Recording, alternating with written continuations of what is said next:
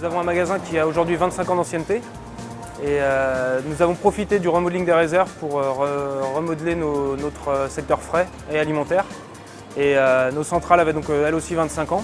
C'est des centrales qui arrivaient en fin de vie et on en a profité donc pour passer au CO2 transcritique et remettre à jour totalement notre système de froid.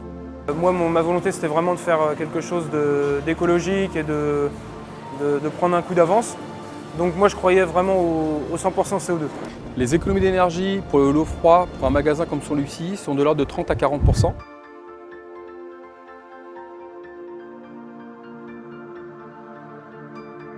Le CO2 transcritique est compétitif par rapport à une installation classique en termes d'investissement. C'est un prix comparable, voire moindre. On avait vraiment un projet écologique et économique. Donc le but, c'était vraiment d'avoir quelque chose qui n'ait pas d'impact sur l'environnement, le moins possible, et de diminuer nos consommations électriques. Qu'auparavant, dans le magasin, il y avait l'équivalent de 1,5 tonnes de 404A et qu'aujourd'hui, on a 800 kg de CO2. Ça correspond à un gain carbone de l'ordre de 2000 tonnes de CO2. Ceci correspond à peu près à 14 millions de kilomètres en voiture.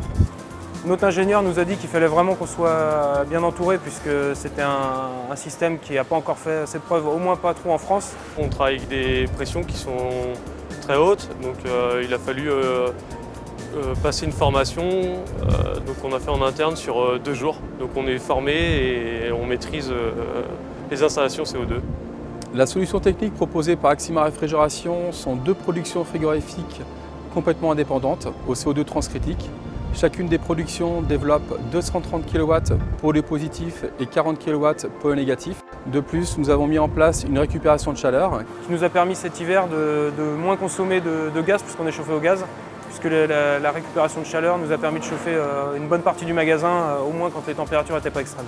On n'a plus de recherche de fuite à faire puisque le CO2 est un gaz naturel.